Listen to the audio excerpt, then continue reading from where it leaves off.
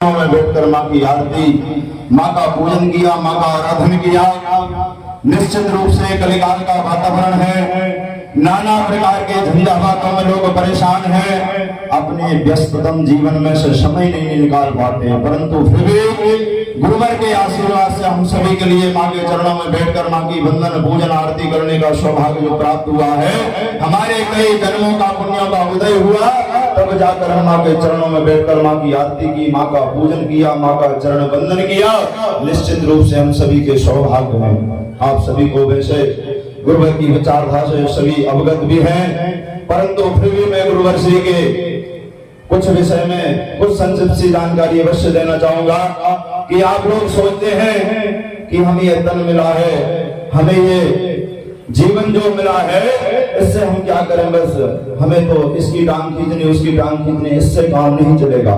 गुरुवर ने हमारे लिए एक पारसमणि से भी पढ़कर कहा है, गुरुदेव ने पारसमणि का तो कर्तव्य है कि वह सोने से स्पर्श करे तो लोहा भी सोने को सोना बन जाता है, परंतु गुरुवर ने कहा कि मेरे शिष्यों के जो मध्य में आएगा, मेरे शिष्यों के जो बीच में आएगा, वह माँ का शक्ति साधक बन जाएगा, माँ का भक्त बन जाएगा, गुरुवर का अनन्य सेवक बन जाएगा। इसलिए हमें अपने विचारों को परिवर्तन करने की आवश्यकता है।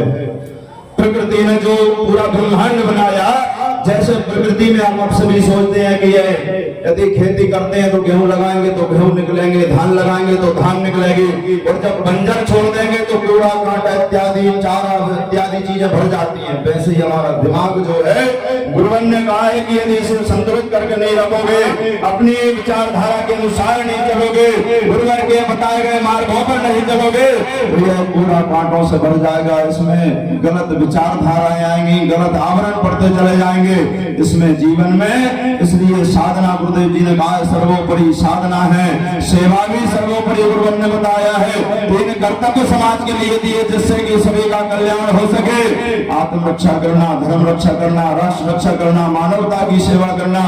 गुरुवर ने वैसे ही नहीं कह दी हमारे लिए, पारसमणि से भी पढ़कर नहीं कहा गुरुदेव ने, इसलिए नहीं कहा क्योंकि पारसमणि एक काम करती है, गुरुवर के शिष्य हजारों काम करते हैं लोगों के जीवन में जाकर के, हजारों लाखों परिवारों के घर में पहुंचकर उनको नशा मुक्त किया है, हजारों परिवारों में पहुंचकर मांसाहार मुक्त किया है, जो नाना प्रकार के परेशानियों से झंझावातों में गुरुवर हो सकते, आज गुरुवर की विचारधारा से जुड़कर वे सुख शांति समृद्धि का जीवन जी रहे हैं। जरा विचार करो, गुरुवर ने हमारे लिए क्या बनाया था और हम क्या बन करके रह गए। बस हमसे ये कह रहा है, उसने ऐसी कह दी। गुरुवर ने कहा कि मेरी यात्रा में आपको मान सम्मानों से परे होकर के ही मेरी यात्रा में चल पाओगे। आप सोचो कि मुझे मान सम्मान मिले तभी जाकर के हम इस यात्रा में जुड़ पाएंगे, नहीं। गुरुवर ने कहा आप एक नहीं हजारों कदम दूर खड़े हो जाओ, परंतु आपके लिए जो चाहते हो वो नहीं होगा। आने वाली पीढ़ी के लिए सम्मान देना चाहते हो तो आपको अपना सम्मान खोना पड़ेगा, तभी जाकर के आप अपने गुरुवर की विचारधारा से जुड़ करके चल पाओगे। गुरुवर ने बहुत सुंदर धाम बनाया। हम विचार करें अपने जीवन के लिए हम कितना समय निकालते हैं, पूरा 24 घंटे भी खुद खाते हैं, इसके पश्चात साल भर 365 दिन भी अपने लिए कमाते हैं, परंतु दूसरों के लिए 10 रुपए भी दान नहीं करते। क्यों नहीं करते? हम विचार भी नहीं करते गुरुवर ने हमें क्या विचारधारा दी है। हमारे गुरुवर के आश्रम में हम सभी के लिए महीने में नहीं जा सकते, 3 महीने में नहीं जा सकते, तो 6 महीने में एक बार आश्रम जरूर जाना चाहिए। हमें भी देखना चाहिए हमारे गुरुवर कैसे हैं। एक बार जरा विचार करो कि हमें अपने गुरुवर के दर्शन के लिए जाना चाहिए या नहीं जाना चाहिए। हमारा कर्तव्य बनता है, जैसे हमारे माता पिता की हम 10 बार खबर लेते हैं, गुरुवर तो हमारे घर डेली आ रहे हैं, हम साधना कर रहे हैं, गुरुवर हमें 1000 नेत्रों से देख रहे हैं, परंतु हमारा भी कुछ कर्तव्य बनता है शिष्य होने के नाते कि हम गुरुवर के दर्शन करने जाए।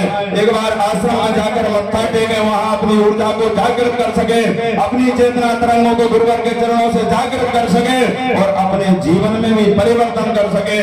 जो हमारे दिमाग में, जो हमारे विचारों में नाना प्रकार की चीजें भरे चले जा रहे हैं, पता नहीं कितनी प्रकार की व्यवस्थाएं चली जा रही है। उस व्यक्ति ने हमको ऐसा कह दिया, अरे साहब ये जीवन ऐसा कहने के लिए नहीं मिला है। जो कल की जन्माष्टमी गुजर गई, हम चाहेंगे कल की जन्माष्टमी दोबारा कल मिल जाए तो जीवन में नहीं मिल सकती। उसी प्रकार गुरुवर ने कहा है कि जो जन्म मिला है हमारे लिए अगला जन्म का कोई पता नहीं है। गुरुवन ने कहा है कि मानव जन्म अवश्य होगा, परंतु पता नहीं कि इसी प्रकार से जन्म होगा कि किस योनि में जाकर के जन्म हो जाएगा। हमें इन विचारधाराओं में इतने ऊपर बढ़ने का सौभाग्य मिल पाएगा या नहीं मिल पाएगा। इसलिए अपने जीवन में परिवर्तन लाने की सबसे ज्यादा आवश्यकता है। सिद्धाश्रम जाया करें, गौ सेवा किया करें, मूल ध्वज में परिक्रमा लगाकर दंडी स्वामी जी का आशीर्वाद लिया करें, दानवीर बाबा का आशीर्वाद लेकर चालीसा भवन में बैठ करके 5, 10, 11, 21 चालीसा अवश्य किया करें। यहाँ भी देखते हैं लोग महाआरती होती रहती है, महाआरती में देख रहे हैं कितनी संख्या है। आरतियों में जाते हैं लोग अकेले भी चले जाते हैं और शिविर में भी जाएंगे तब भी अकेले चले जाएंगे। वहां भी जाकर के देखेंगे यहाँ कंकड़ों में कैसे सोएंगे। हमारी व्यवस्था क्या है? व्यवस्था जरूरी नहीं है। गुरुवर ने कहा है कि साल भर में 365 दिनों में हम 362 दिन सुविधाओं में जीते हैं। अपने जीवन में जब घरों में जीते हैं तो बढ़िया मखमल के गद्दाओं पर सोते हैं, मखमल के कंबल ओढ़ते हैं। 365 दिनों में 3 दिन गुरुवर ने मांगे हैं आपसे। उन 3 दिनों में भी अपना हम परोपकार के लिए भी जीवन नहीं जी पाते, उसमें देखते हैं कि ये व्यवस्था नहीं मिली गुरुवर के आश्रम में। जरा सोचो, जब हम शिविर में जाते हैं तो गुरुवर हमें क्या देते हैं?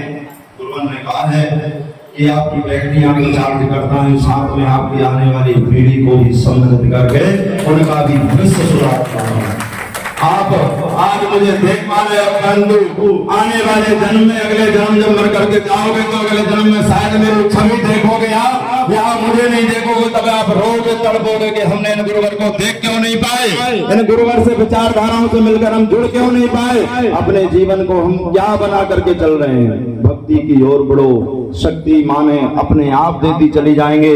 अपने जीवन में जब आप कहीं भी जाओ तो ये कवच का सम्मान करो, इस कवच को डाल करके रखो।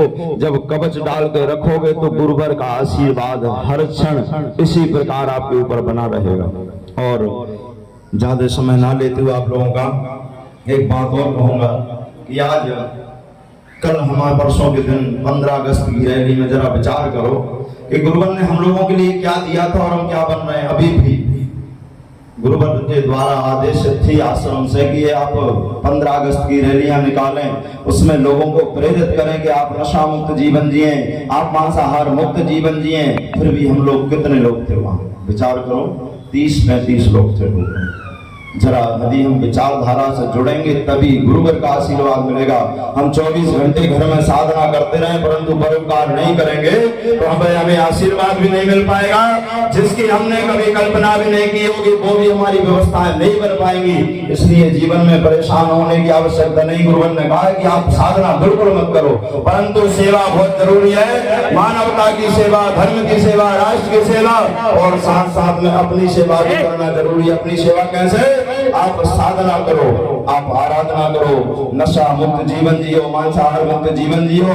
जब आप अपने घर में नशा मुक्त जीवन जियो तो पड़ोसी को भी बताओ कि आप भी नशा मुक्त जीवन जियो, आप भी हमारे गुरुवर की विचारधारा से जुड़कर चलो।